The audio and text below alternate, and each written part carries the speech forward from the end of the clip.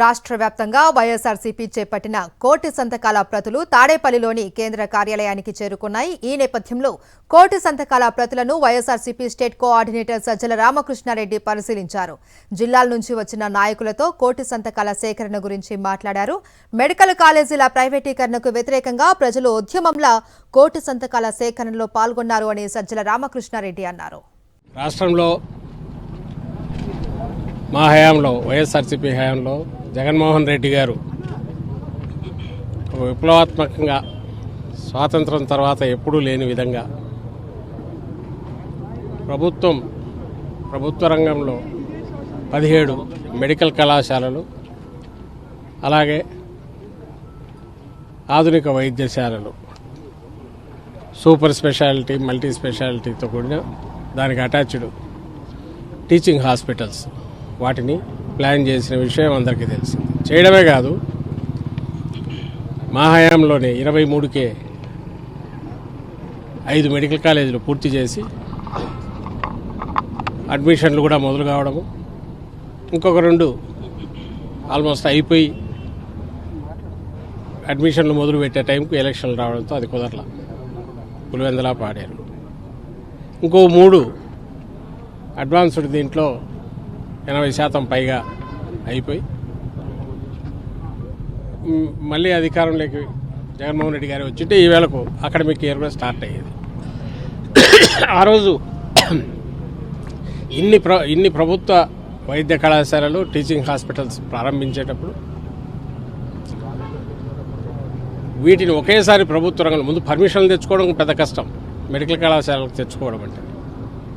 రెండవది, ఇన్ని ప్రభుత్వ రంగంలో ఎందుకు అంత గతంలో పెట్టలేకపోయారు అంటే దానికి అవసరమైన బడ్జెటరీ సపోర్ట్ కానీ, తర్వాత నిలబెట్టుకోగలగడం కానీ, ఫైనాన్షియల్గా ఆర్థికంగా భారం అవుతుందనే దాంతో, లేదా ఆ 5 ఏళ్ళు గడిచాక నెక్స్ట్ చూసుకుంటూ దూరదృష్టితో ఆలోచించకుండా గత ప్రభుత్వాలన్నీ కూడా అప్పటికప్పుడు ఏదైనా వస్తే 2ో 1ో స్టార్ట్ చేయడం ఇలా చేస్తూ వస్తే జగన్మోహన్ రెడ్డి గారు రాష్ట్రంలో కింద, అది పేదలు కావచ్చు, ఈవెన్ మధ్యతరగతి వాళ్ళు కావచ్చు, ముఖ్యంగా ప్రైమరీ హెల్త్ కేరుకు సంబంధించినంతవరకు ఒక సిస్టమ్ ఏర్పాటు చేశాక స్పెషాలిటీ సేవలు, స్పెషలిస్ట్ సేవలు అందాలంటే కార్పొరేట్ కన్నా పోవాల్సి వస్తుంది, లేదా ప్రభుత్వ ఆల్రెడీ ఎగ్జిస్టింగ్ ఇవైనా తక్కువ ఉన్న నేపథ్యంలో ఒకచోట ఉంటే ఇంకో చోట లేని పరిస్థితి రాకూడదు. ఎంటైర్ స్టేట్ ఒకేసారి కింది నుంచి ప్రారంభం పిహెచ్సి నుంచి టెర్షరీ కేర్ అంటే ఖరీదైన వైద్యం అందించే ఆధునిక వైద్య సేవలు కావచ్చు, శస్త్రచికిత్సలు కావచ్చు, సూపర్ స్పెషాలిటీ సేవలు, వీటిని కూడా అందుబాటులోకి ఎట్లా తీసుకురావాలి, అవి ఉచితంగా ఎట్లా తీసుకురావాలి. ఎందుకంటే వైద్యం అనేదే, విద్యా వైద్యం ఈ రెండు లేకపోతే అసలు ప్రభుత్వం అవసరమే ఉందని కూడా అనిపిస్తుంది. కన్స్ట్రక్షన్లు చేయడానికో వీటికో కాదు, సొసైటీలో ఉన్న ఇంబ్యాలెన్స్, లేదా ప్రైవేట్ వాళ్ళు అయితే ఎక్కడ లాభం వస్తుందో, ఎక్కడ అవకాశాలు ఎక్కువ ఉంటాయో అక్కడికి పోతారు తప్ప ప్రజల అవసరాలు చూడరు. కాబట్టి ప్రజల అవసరాలు అన్ని చోట్ల వైద్యానికి సంబంధించి, విద్యకు సంబంధించి ఒకే రకంగా ఉంటాయి. కాబట్టి ఈవెన్గా అందరికీ అందుబాటులో ఉండడం కోసం ఆ రోజు ఒకేసారి ప్రతి పార్లమెంట్ నియోజకవర్గంలో ఖచ్చితంగా ఒక టీచింగ్ హాస్పిటల్, అంటే సూపర్ స్పెషాలిటీ, మల్టీ స్పెషాలిటీతో కూడిన హాస్పిటల్, వైద్య కళాశాలకు అనుగుణంగా, అలాగే మన దగ్గర డాక్టర్లు తయారు కావడానికి అనుగుణంగా వైద్య కళాశాల, ఒకేసారి ఇన్ని కళాశాలలు అందుకు ప్రారంభించారు. ఊరికేదో రికార్డు సృష్టించారు కాదు, గిన్నీస్ బుక్లో ఎక్కడానికో కాదు.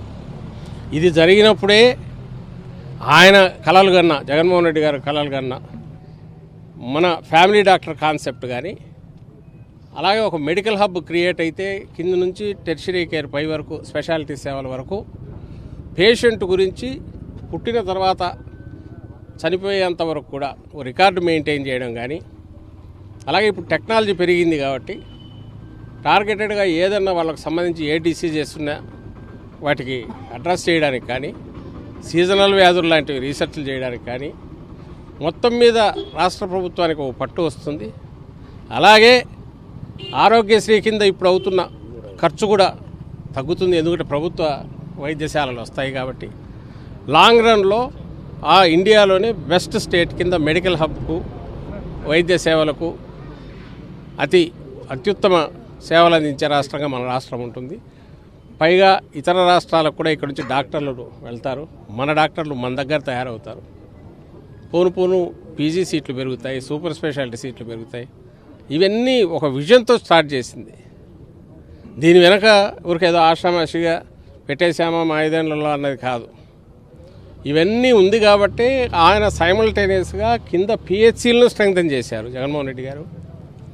అలాగే మండలానికి సంబంధించి ప్రతి ఆసుపత్రిలో ఖచ్చితంగా డాక్టరు, పిహెచ్సి దీనికి అనుబంధంగా మళ్ళీ విలేజ్ క్లినిక్లు, అలాగే దాన్ని ఏమంటారు సిహెచ్సి దీని దగ్గర నుంచి కూడా మెడికల్ సేవలకు మండలానికి మొబైల్ సేవలు ఇచ్చే డాక్టర్లు కంటిన్యూస్గా ఒక ఆరోగ్యానికి సంబంధించి వైద్య సేవలకు సంబంధించి ఒక ఛత్రం ఒకటి అంటే ప్రొటెక్షన్ ఇది క్రియేట్ చేశారు.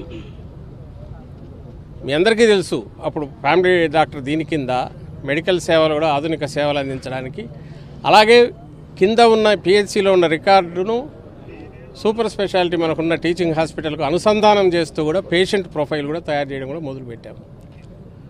ఇంత జరిగితే ఈరోజు తెలుగుదేశం పార్టీ ప్రభుత్వం అధికారంలోకి వచ్చాక వచ్చిన రోజు నుంచే కొని ఏదో సంవత్సరం 2 ఏళ్ల తర్వాత కాదు, తర్వాత బయటపడింది. రావడం జూన్లో వచ్చారు, అక్టోబర్లోనూ ఎప్పుడో ఇమ్మీడియట్ సెప్టెంబర్ 2కో అక్టోబర్కో అన్నీ స్టాప్ చేయమని ఆదేశాలు ఇచ్చారు. తర్వాత బయటపడింది. ఇంకా తర్వాత మీరు అందరం చూస్తున్నది పీపీపీ అనే పేరు పెట్టి ముద్దు పేరు, ఇంకోటి ఏదో P4 అన్నారు, అదేమైందో తెలియదు. ఆయన ప్రైవేటు వాళ్ళే సేవలు చేస్తారు, ప్రైవేటు వాళ్ళతోనే అత్యుత్తమ సేవలు అందుతాయని చంద్రబాబు నాయుడు గారు ఒక కొత్త సిద్ధాంతం కంటే ఆయన నమ్ముతున్న సిద్ధాంతం అది అధికారంలో లేనప్పుడు చెప్పడు, అధికారంలోకి వచ్చినాక చెప్తాడు. అధికారంలోకి వచ్చాక ఇదే మీకు మంచిదని చెప్తాడు. ఈరోజు కూడా అదే చెప్తున్నాడు. పీపీపీ విధానంలో మేము అప్పచెప్తున్నాం అన్నాడు. బాగానే ఉంది. జగన్మోహన్ రెడ్డి గారు కన్నా కన్స్ట్రక్షన్ పూర్తి చేయకపోతే కేవలం ప్రణాళిక పరంగానే ఇట్లా చేస్తే బాగుంటుంది అనుకుంటే, అయ్యా మేము అది చేయలేము, ఎందుకంటే అది కష్టము, ఏదో చెప్పొచ్చు, నువ్వు సాకులు చెప్పచ్చు.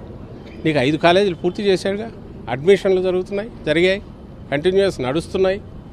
ఇంకో 2 ఇంకా పూర్తి చేశాడు, ఇంకో 3 ఫైనల్, అంటే 10 కాలేజీలు ఆల్మోస్ట్ అయిపోయాయి. నువ్వు ఎందుకు ఆపాల్సి వచ్చింది? మరి ఫైనాన్షియల్ క్లోజర్, ఫైనాన్షియల్కి సంబంధించి ఎక్కడెక్కడి నుంచి తీసుకోవాలనేది కూడా ఏర్పాట్లు చేశారు. నీకు కావాల్సిన మనసు ఉండాలి.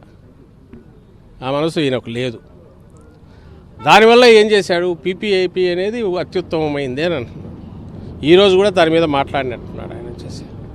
ఎక్కడైనా ఒకటే, ప్రైవేటు ఎవరైనా సరే, ఆయన తన హెరిటేజ్ అయినా సరే చంద్రబాబు నాయుడు గారు ఉచితంగా చేయడానికైతే చేస్తారా?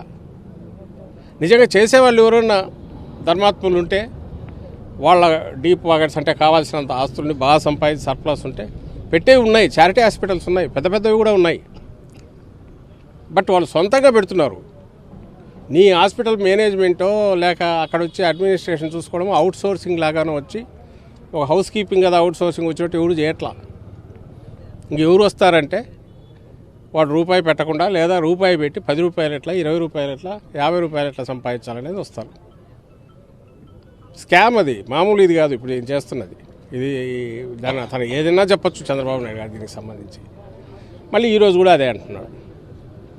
ఆయన ఇచ్చే ఎక్స్ప్లెనేషన్ చూస్తారని జనం చెవుల్లో ఎట్లా ఇంకా పూలు పెట్టగలని ఎట్లా అనుకుంటున్నాడు అర్థం కావట్లా. కానీ అది కూడా జగన్మోహన్ రెడ్డి గారు పిలుపు ఇచ్చాక ఈ 2 నెలల్లో వచ్చిన రెస్పాన్స్ చూశాకైనా ఇంకా ఆంధ్రప్రదేశ్ ప్రజలను ఆయన ఏమనుకుంటున్నాడో అర్థం కావట్లా.